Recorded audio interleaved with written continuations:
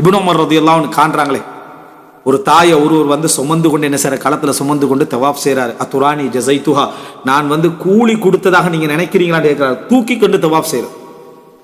வலா பி தல்கத்தின் வாஹிதத்தின் மின் தல்காத்திஹா, அவள் அதாவது பெற்றெடுக்கிற நேரத்தில் பட்ட வழிகளில் ஒரு வழிக்கு கூட இது கூலியாக அமையாது.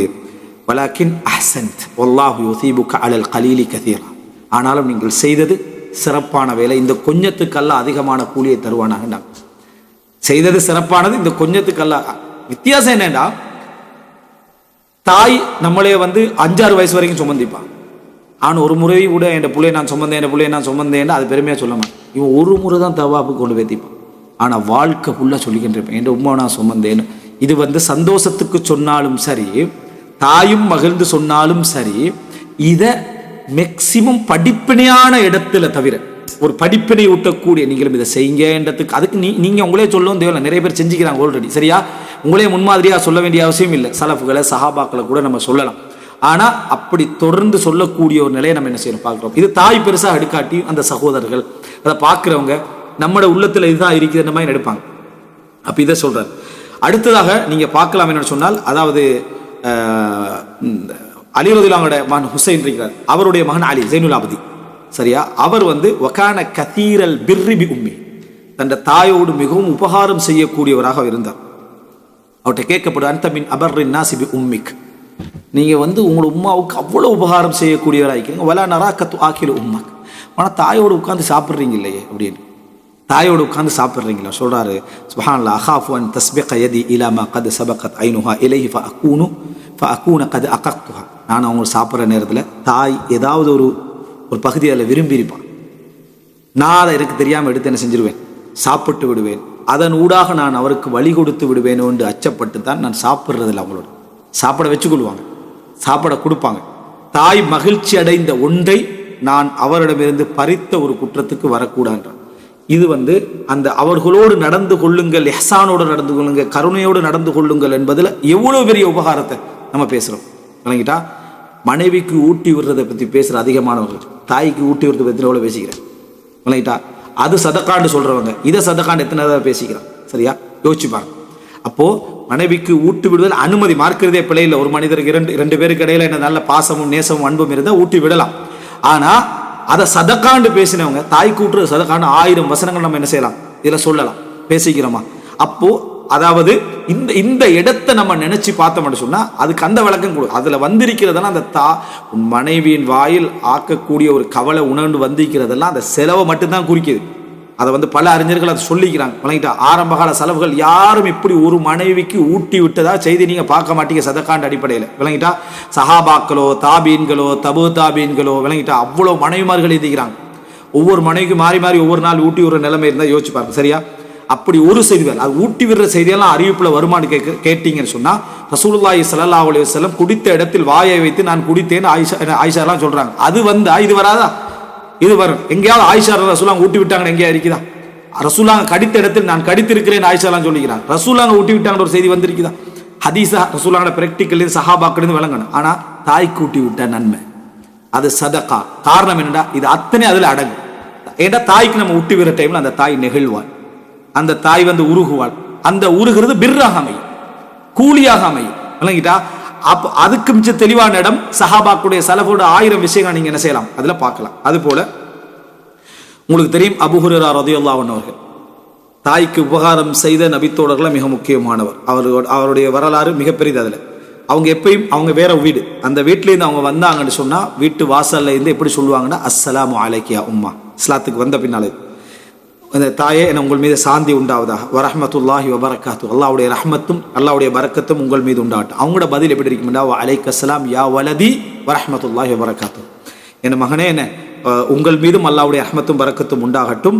அப்போ இவங்க என்ன பதில் சொல்லுவாங்கடா, அபூ ஹுரைரா, ரஹிமக்கில்லாஹு கமா ரப்பைத்தினி சகீரா, என்னைய சின்ன வயசுல நீங்க வளர்த்தது போல அல்லாஹ் உங்களுக்கு ரஹ்மத் என்ன செய்வானாக. ஃபதகூல், அந்த தாயும் சொல்லுவா, வரஹிமக்கல்லாஹு கமா பரர்தனி கபீரா, என்னைய பெரிய வயசுல நீ நன்மை செஞ்சுக்கின்றாய, அது போல அல்லாஹ் உங்களுக்கு என்ன செய்யட்டும், ரஹ்மத்து செய்யட்டும் என்று சொல்லி அந்த பிர் அந்த தாய் ஏற்றுக்கொண்டான். ஆனால் அதிகமான பிள்ளைகள் அம்மா நான் உங்களுக்கு சரியான முறையில் பிர்ரு செய்கிறான்னு கேட்டு பாருங்க, அந்த தாயிட உள்ள ஏற்றுக்கலாம்.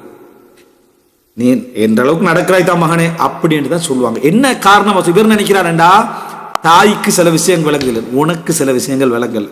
அந்த தாயுடைய வழி நீ அவளை பல இடத்துல அதாவது ஒரு பிரச்சனைக்குரியவளாக ஆக்கிப்பேன் மனைவிக்கு ஈக்குவலா. அந்த இடத்துல தாய்க்கு தெரியாம இல்லை உன்னை மனைவி சரியான இடத்துல இருக்கிறார். ஒரு பிரச்சனையில ஏதோ ஒரு பிரச்சனை, உன்னை மனைவியோட இடம் சரிதான், அவங்க பிழைதான் இருப்பாங்க. ஆனா நீ விட்டு கொடுத்துட்ட, நீ விட்டு கொடுத்துட்ட. என்ன என்னையும் அவளையும் ஒரே வழக்குல வச்சு நீ விசாரிச்சுட்ட அப்படின்னா என்ன அர்த்தம்? ஓண்ட புள்ள ஓண்ட மனைவியையும் அவளோட மனைவியையும் என்னது ஓண்ட மனைவியையும் அந்த புள்ளையோட மனைவியையும் ஒரே வழக்குல வைக்க நீ எதிர்பார்க்கிறியா? நீ தாயன்னு தான் எதிர்பார்ப்பாய். தாயாத்தான் நடந்த அதை மாதிரிதான் நீ என்னோட நடந்திருக்கணும் என்ற அந்த வழிதான் அது. ஆயிஷா ஏன் அழுதாங்க? ஆயிஷா ரசூலுல்லாஹ் வந்து சொல்றாங்க, என்ன ஆயிஷாவே, அந்த அந்த அன்சாரி பெண்ணும் மிதிக்கிறா, தாய் தந்தையும் மிதிக்கிறாங்க. ரசூலுல்லாஹ் சொல்றாங்க, நீங்க விபச்சாரம் செய்திருந்தால் அல்லாஹ்விடத்துல பாவ மன்னிப்பு தேடுங்க, அல்லாஹு தாலா உங்களை மன்னிக்க போதுமானோம். நீங்க செய்யலேண்டா அல்லாஹு தாலா உங்களுக்கு தூய்மைப்படுத்துவான் என்றான். சொல்லி முடி ஆயிஷா சொல்றாங்க, என் கண்ணால கண்ணீர் ஓடிச்சு, போற கண்ணீர் துளியுடைய ஓட்டத்தை நான் உணராத அளவுக்கு அவ்வளவு வேகமா எனக்கு என்ன செஞ்சு கண்ணீர் கொட்டிச்சு. அந்த அன்சாரி பெண் இருக்க கூட ரசூல் ஸல்லல்லாஹு அலைஹி வஸல்லம் என்ன செஞ்சாங்க? பேசினாங்க. என்ன பேசினார் ரசூல்? என்ன தவறு பேசினாங்க? நீதியா பேசினாங்க ரசூலுல்லாஹ். பிழை செஞ்சிருந்தா அல்லாஹு தாலா தௌபா செய்யுங்க, அல்லாஹ் மன்னிப்பான். பிழை செய்யவில்லைண்டா அல்லாஹ் உங்களை தூய்மைப்படுத்துவான். இதுதான் அவங்க அழுவதற்கு காரணம். இதுதான் தாய் அழுவதற்கான காரணம்.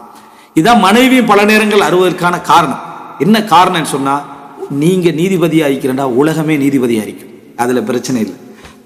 ஜட்ஜும் இந்த இடத்துல அப்படித்தான் இருப்பாரு, நீங்களும் அப்படித்தான் இருக்கிறீங்க, என்ன பிள்ளையும் அப்படித்தான் இருக்கிறீங்கன்னா நீங்க எனக்கு என்ன செய்றீங்க? நீங்க என்ன சொல்லிருக்கணும் தெரியுமா?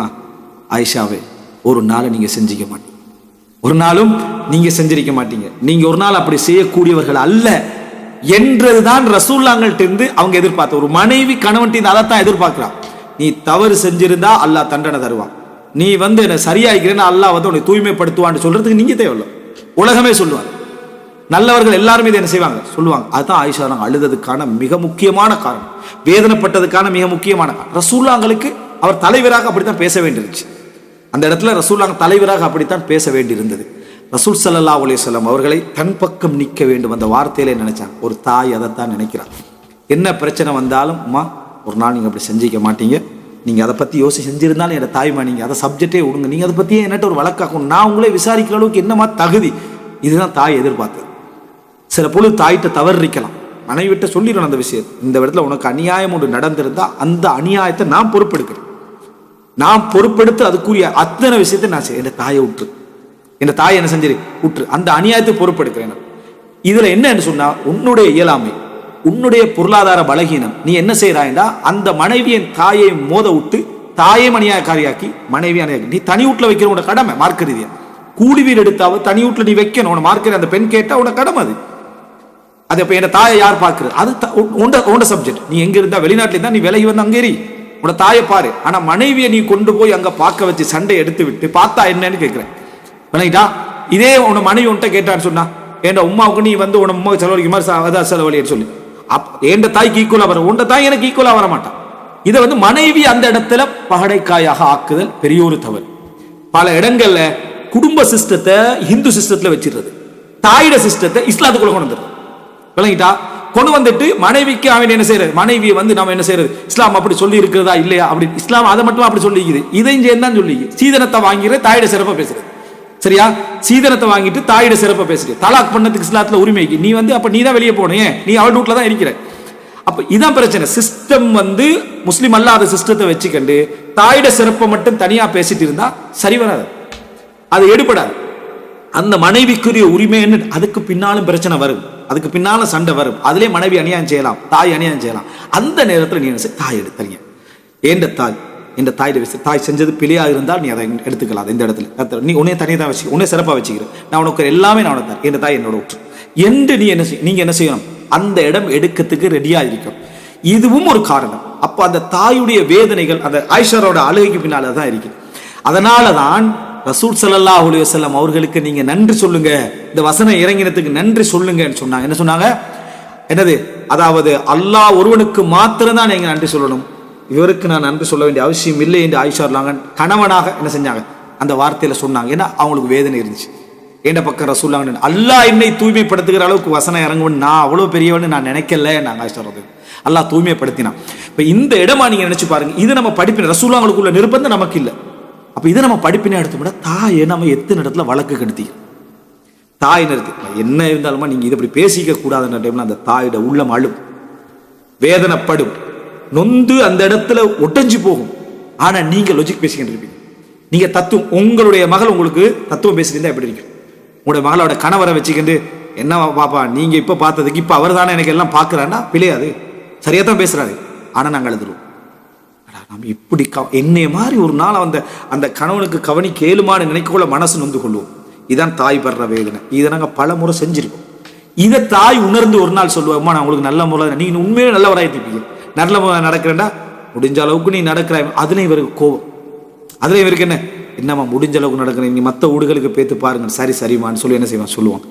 நீங்க நினைச்சீங்களா சில தாய்மார் தந்தைமாட உணர்வுகளை நம்ம புரியாட்டி வேலையில் சில நேரங்களில் ஒரு மகன் கஷ்டப்பட்டு உழைச்சி என்ற உமாவுக்கு நான் மாதம் 10,000 கொடுக்குறேன், இந்த தடவை சந்தோஷப்படுத்துறதுக்காண்டி ஒரு 30,000 கொடுப்போம், ட்ரெஸ் எல்லாம் வாங்கிட்டு போண்டு அவன்ட உழைப்பு கிளம்புக்கு மனைவிக்கு பிள்ளைகளுக்கு கொடுக்குறதெல்லாம் குறைச்சி சுமந்து கண்டு வீட்டுக்கு போவான்.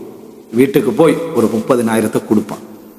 தாயோ தந்தையோ அப்போதான் மூத்த மகனோ அல்லது இளைய மகனோ 50,000 கொடுத்துட்டு போய்ப்பான். இவர் கொடுத்த உடனே என்ன இந்த தடவை 30 தானா அப்படின்னு அந்த தாயோ தந்தை சொல்லிடுவான். இவனுக்கு அப்படி ஒரு ஆத்திரம் வரும்.